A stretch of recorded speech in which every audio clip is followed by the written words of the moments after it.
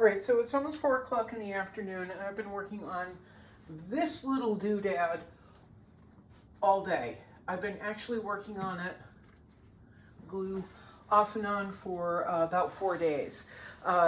It's, how long is it? 6 feet long, 3 feet high. It's covered with wheat cake paste goop. Wait a minute, let me grab a tissue.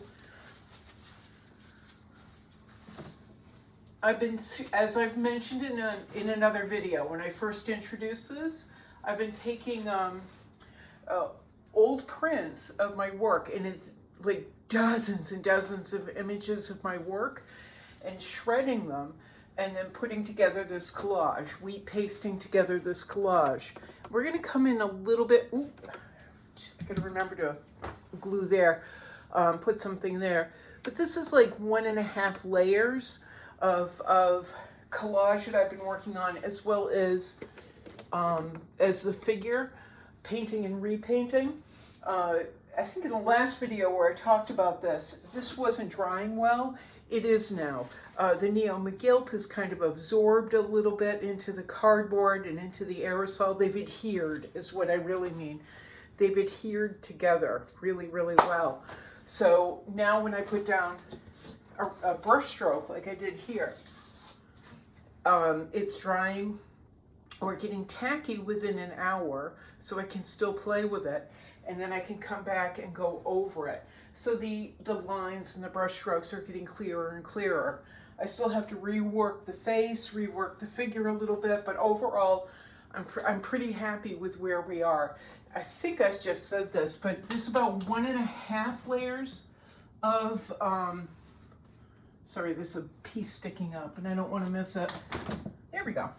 About 1.5 layers of print or of collage on here. What I've been doing now for the last 15 minutes or so before I turned on the camera is refining the darks and lights. And then I also have to give this a little bit more direction. A lot of this earlier today, probably this morning, was spent putting in this light, which is actually a scarf that's draped over the figure's hand. I do have to paint in a little bit of the hand, give more of an indication of a hand using colors, but it's primarily, you know, lights and darks that I want to get further along today. But I am starting to run out of prints now. Jeez Louise, I never thought I would use the amount of prints that I have used up. But I've had, like I said, I am working on refining it. Sorry, my head is somewhere else. My head keeps looking at goopy stuff. I have been working on refining it, and some of it has been covering bits of prints that I didn't want to cover because they have messages in them. These are prints that are made from photographs of my paintings that already have messages in them. Primarily, I am here, ich bin er. But there's prints that have other messages as well that were written into the paintings, like scrawled in the background of the painting. So I've been trying not to lose all that lettering, but at the same time, like this section was very dull, this was dull, this was a bit dull, so I've had to go over it. This was too white in places over in this section. And I'm going to pull the camera in just a minute. That was a thought I started and didn't finish.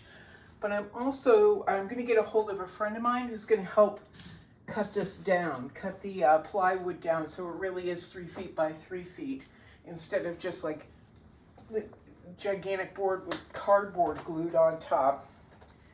But yeah, that's where we are. Now I wanted to say something else.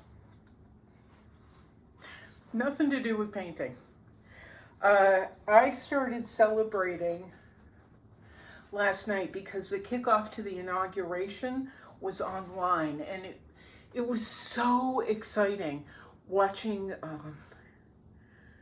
all these people, all these different types of people, this diverse crowd of people talking and singing and sharing and laughing, and I'm so happy. I'm so relieved the joy that the performers and the speakers felt, it just came right through. And I am so profoundly overjoyed and cannot wait for Wednesday, cannot wait for the inauguration. So if you've been following me on Facebook, then you know I've been like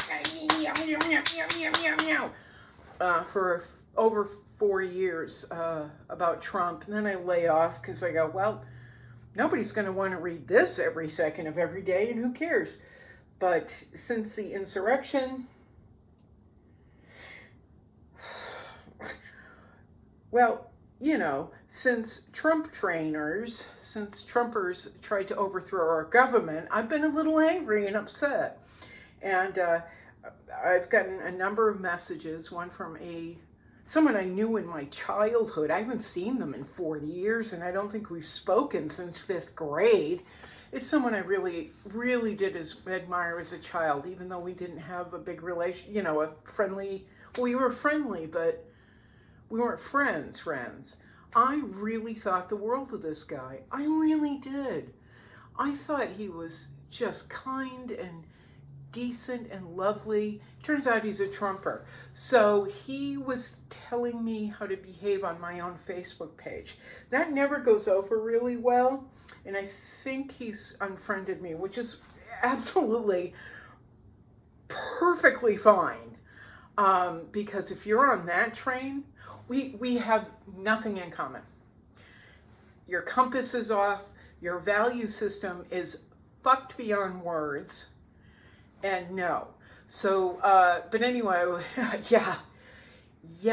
I don't know if anybody's noticed, but yeah, I'm not a racist, and I don't, you know, want to overthrow the election or the government.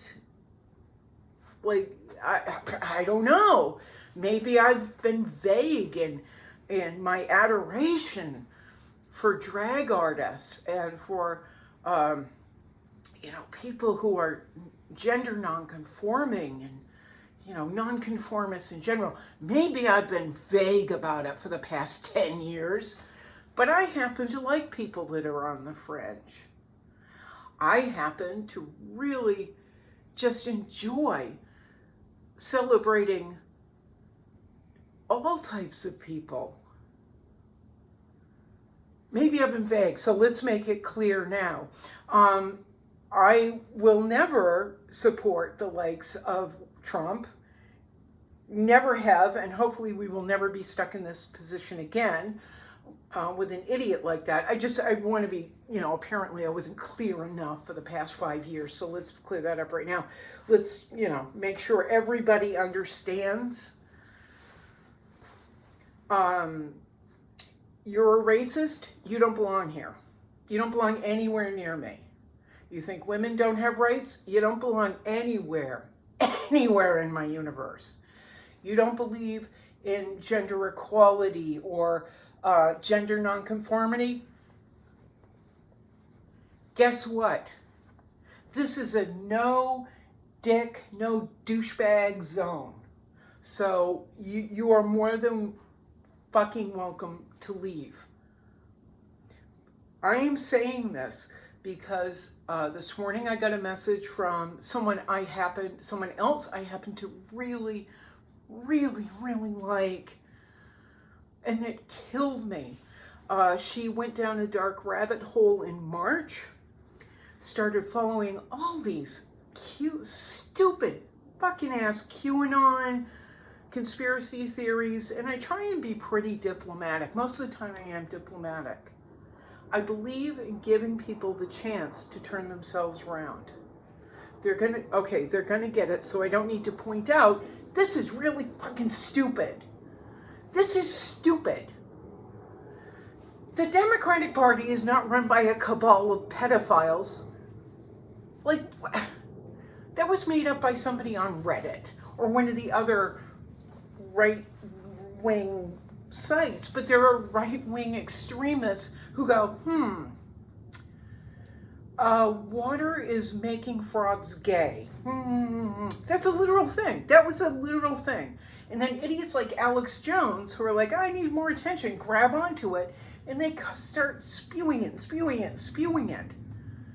Until Fox News eventually picks it up, or somebody like Glenn Beck, who looks like a normal human being, picks it up and goes, meow, meow, gay frogs. Fox News goes, I'm blonde, gay frogs. And then all these other people go, you're right, gay frogs. Or these people who are bored and in confinement and start going down all these QAnon rabbit holes.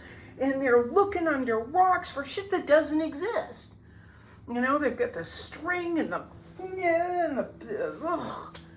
So she got on, she actually has been blocked from her own profile on Facebook. I don't know how, I don't know who reported her, I don't know. She would post stuff on my page like a whole bunch of other people, and I would just say, you are, I appreciate you, or something like that, but you are never, ever, ever, ever allowed, no one is ever allowed to come on my page, because this page is my house. You are never allowed to come in my house and tell me what I can or cannot say. And this is what I said to the guy that I knew as a child. We went to kindergarten together. I mean, I think elementary, no, yeah, we went to kindergarten, preschool. We knew each other in preschool, as a matter of fact. You are never, ever allowed, no one is ever allowed to come on my page, come in my house, tell me what I can say. Thank you, friend from my childhood. Tell me what I can say, what I cannot say, how to behave.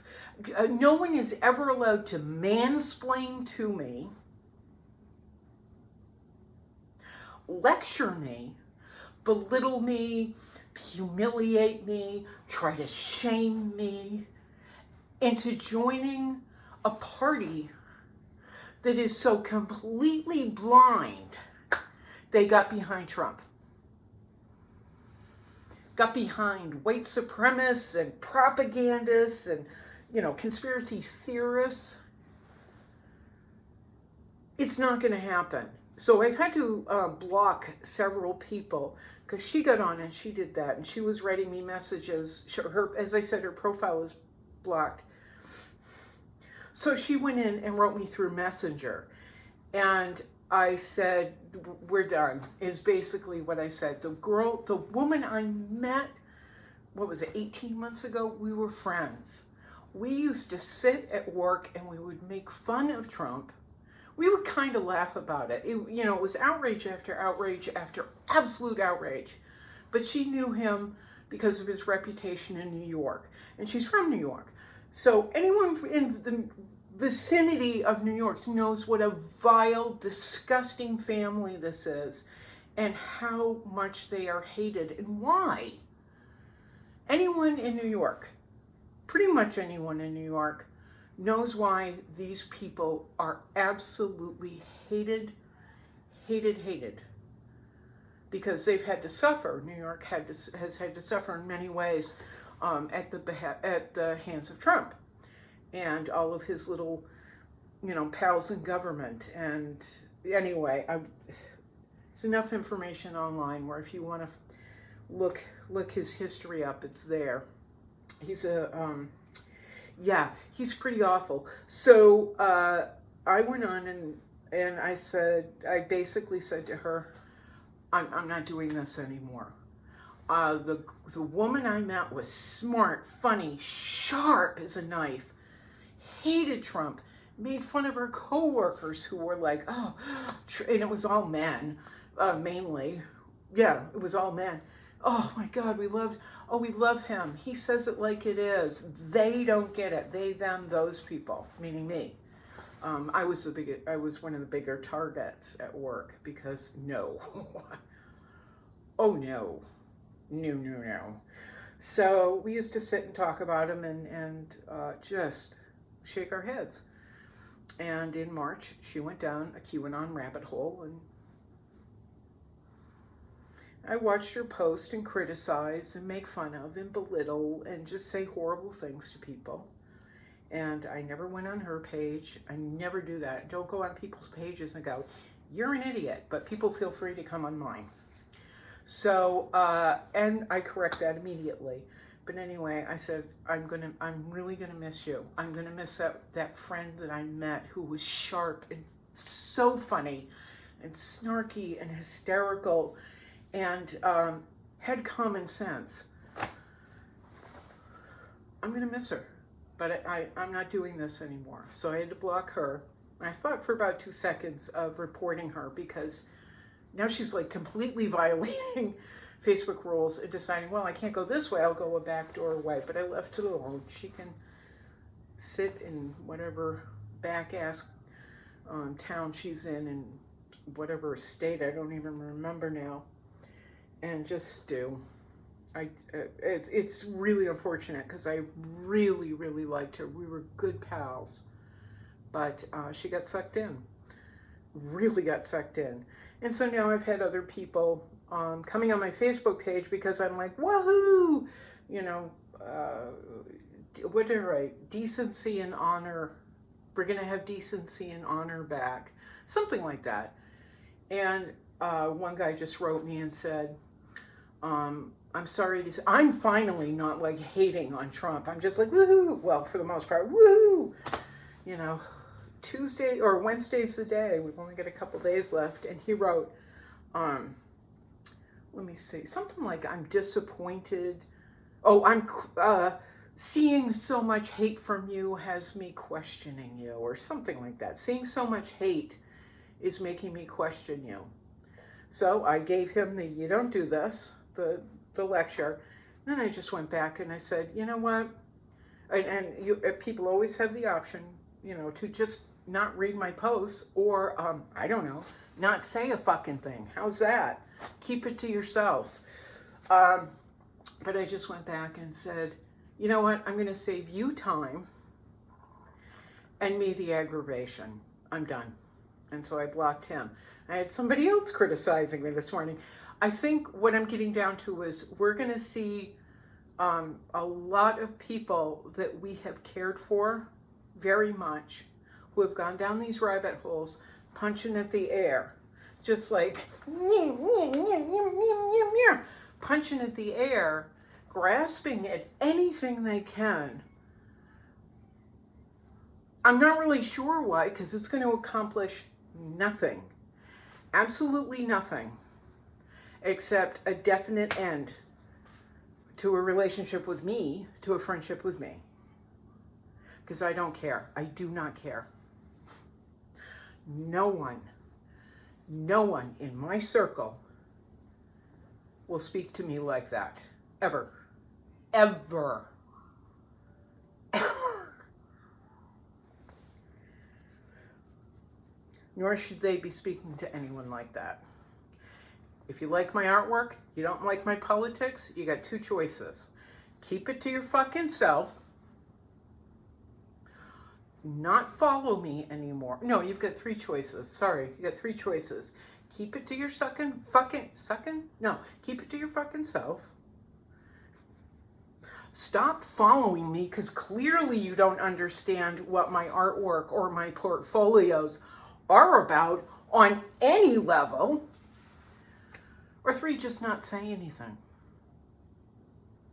Whatever you choose, believe me, I don't care. I don't care if it comes with the, I'm so disappointed in you because I really love your artwork. That means I am telling you now, and that's one I got several times last week. That means absolutely nothing to me at all. Nothing. I love your artwork. It means nothing to me.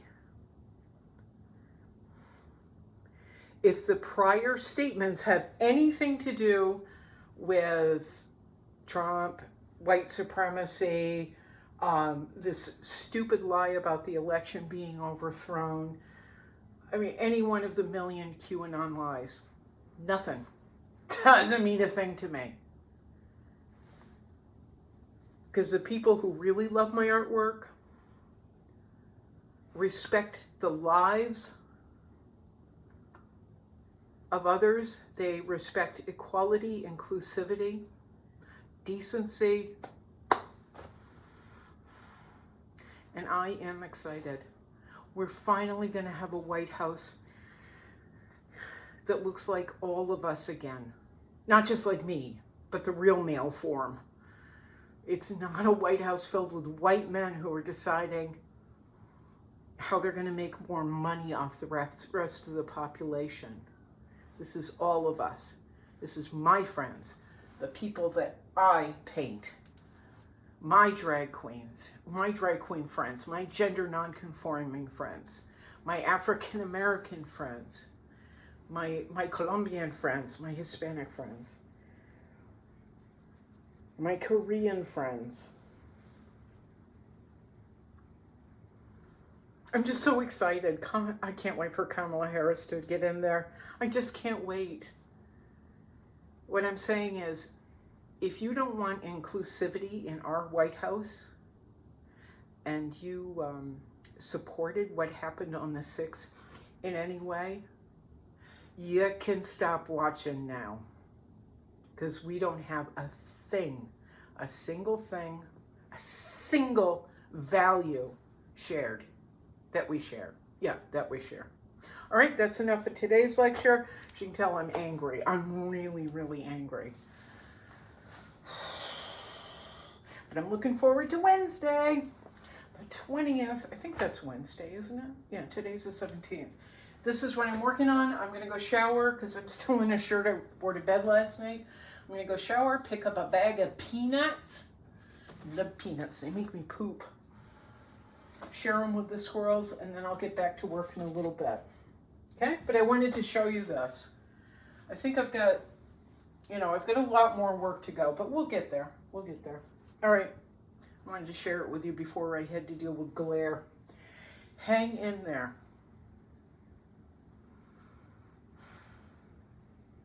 This is going to be a tough row. A tough row. But we can do it. We can do it together. We lived through the last 4 years together.